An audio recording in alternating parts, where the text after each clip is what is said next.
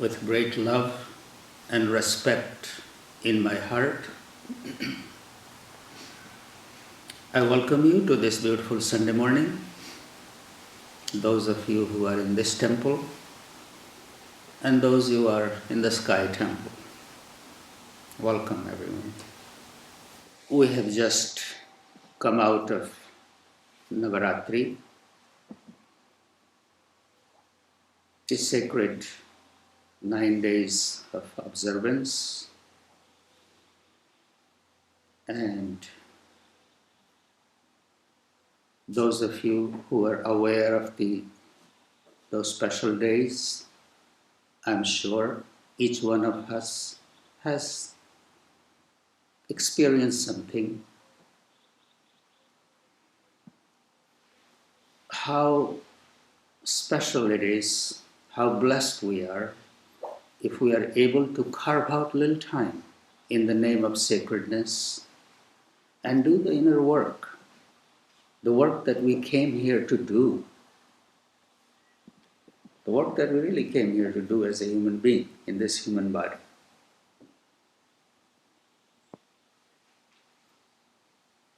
When we do not have these remembrances, these reminders, we get so preoccupied with mundane and get caught up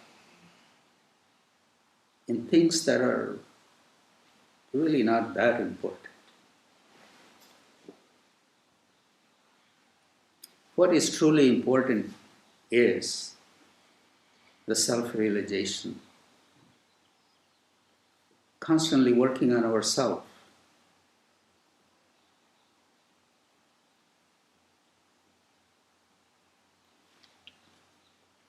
If we stop looking at ourselves, then we are looking at everything else. Every little thing out there becomes a cause of our disturbance. We get irritated over small things. We walk in fear. We walk in anger. We walk in irritation. Our whole life just becomes so skittish.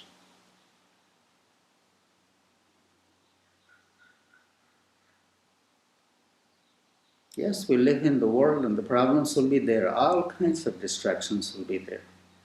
All kinds of. And if we are looking for those distractions, we'll find them.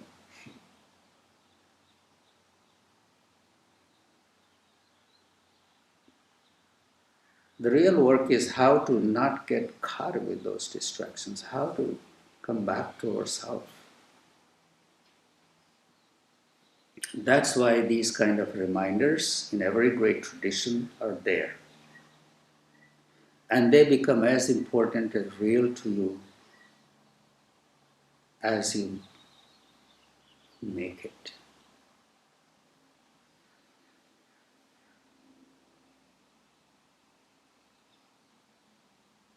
You can make it very casual, but still stay in the remembrance, or we can make it very arduous, and so pendulum can go on both sides. So how to balance it, stay engaged, yet detached. That is the art we all have to refine.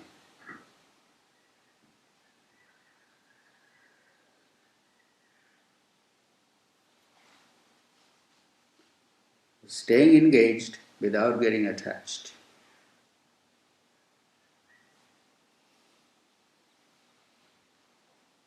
Baba used to say, a state between yes and no. It's neither yes nor no.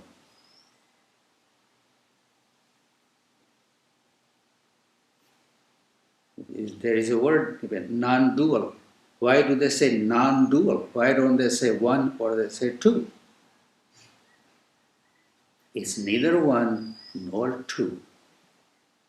At times it becomes one, and at other times there are two. So the very moment we get fixated on something,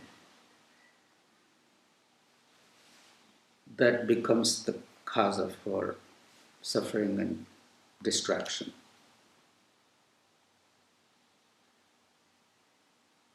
Even not get totally fixated on our liberation. We are human beings. There are moments just loosen up a bit. It's okay. There'll be time for that. There is a beautiful little booklet out of the ashram, Aghor Guru Samhita. I don't know how many of you have read it carefully. And that book has been coming to my mind, that maybe I should put a little more focus on that book. I rarely mention that book. And if you have it, try to read it carefully. Maybe just even one a day. Remaining free from my own self-imposed disciplines. There is a prayer like that. Now, that doesn't give you freedom, that, oh yeah, I can make a promise, but I can break it.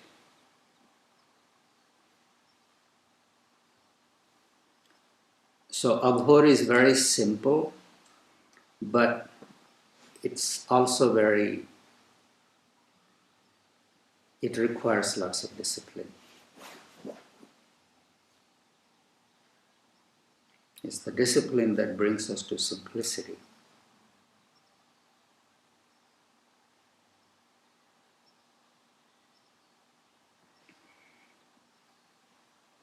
Anyway, I didn't want to go into that. I just wanted to remind you of the sacredness of Navaratri and the blessings that have come our way, the inner fullness that you have experienced, or just the emptiness by minimizing the intake of the world through your senses. Whatever you have experienced, how to stay in the remembrance of that. And that is the easiest thing that I find is staying in gratitude. Staying in gratitude. May every morning we start the day with just being grateful.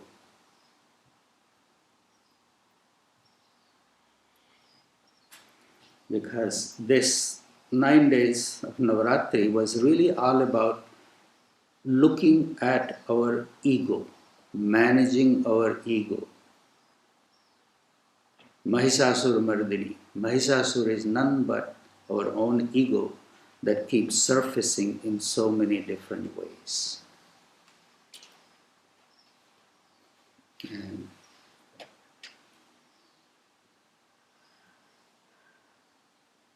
so as we have come out of Navaratri and moving forward, may we look at our ego, that how much role it has to play, or it plays, into my own suffering and the suffering that I create for others around me.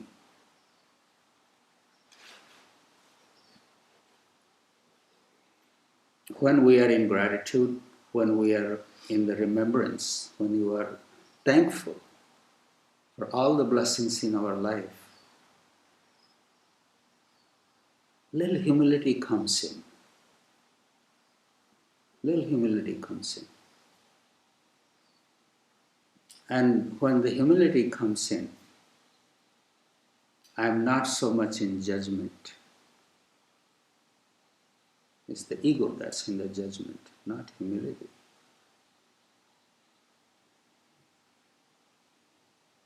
Things will be what they are. People will be who they are.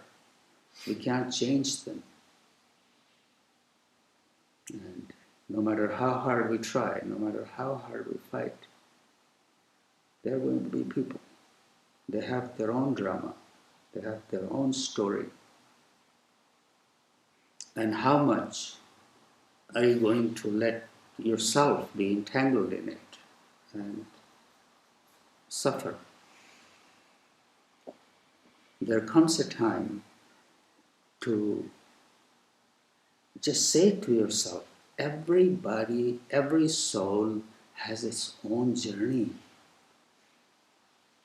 I have nothing to do with it. Yes, I'm their relative, I'm their friend, I'm in their life.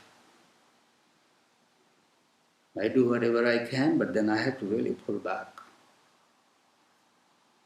I have to pull back and respect that every soul has its own journey. On this stage of life, we are all playing a role, putting on different hats. Ultimately, we put off that hat, put on another one, and another one. But the truth is, who are you without a hat?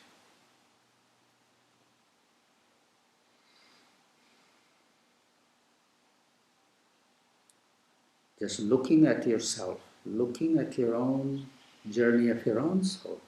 Where am I going? What are my priorities? What are my thoughts? It's very helpful. And these observances like Navaratri give us an opportunity to look at that. Yes, we stay engaged in the world, but we don't throw the baby with the bathwater.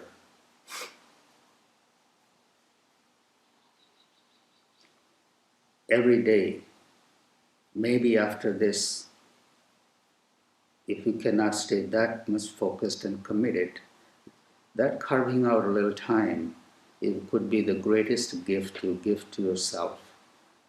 The half an hour, 10 minutes, 15 minutes, whatever you can do. Create a little ritual around it. Prepare yourself for that.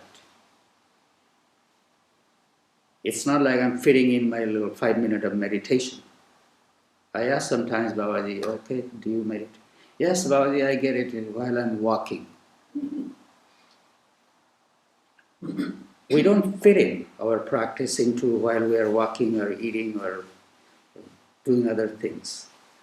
It becomes as meaningful and rich for us as we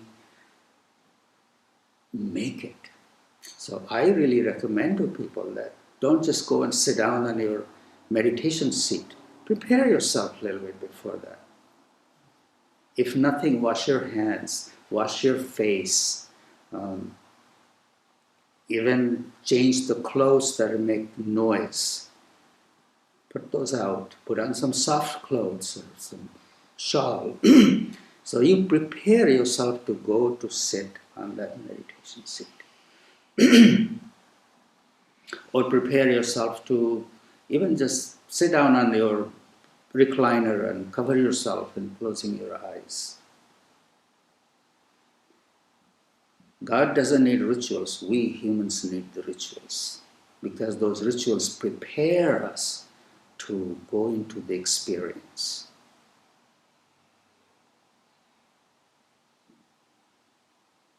So after these sacred days, as we go into our normal days, I would very strongly recommend that carry that feeling and be a little bit more committed to the hour that you practice, where you do your puja or your meditation. Create a little ritual around it. If you don't have one, just make sure, okay, I'm just going to wash my hand and splash my face with. But maybe splashing the face might not be the good one. Some people don't want to wash up what they have on their face. So whatever, just create a little ritual that you think that this is taking a step in that direction. Pay attention to your altar, your meditation spot. What does it look like? What kind of things are all around it? Can you spiff it a little bit? Like that. Can you cut flower every day? How are we going to honor this time? Each one can decide for ourselves.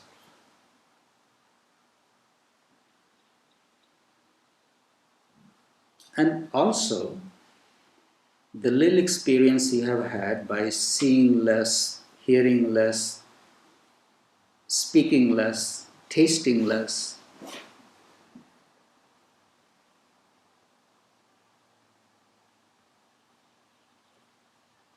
stay in the remembrance of that. Sometimes you see things and that begins to bother you. Do you really need to keep seeing it? Can you take your mind away from it? Some things that you hear. People say, they got their habit, they will keep saying. Do you need to really take it and make it your own? That choice is yours. So, as long as the focus stays that my inner being is not going to be distracted, not going to be disturbed, whatever is not serving it, I don't have to give time to it.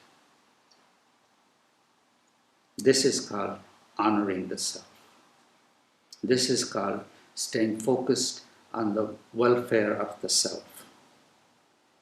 Yesterday's teaching went out, Baba, that has been resonating with me, that a person who is focused on the self-welfare and the welfare of all is a true human being. What does that mean? A person who is focused on the self-welfare. This is what self-welfare is. Not to get entangled with things that are not serving our real purpose, and that is our journey towards our higher self.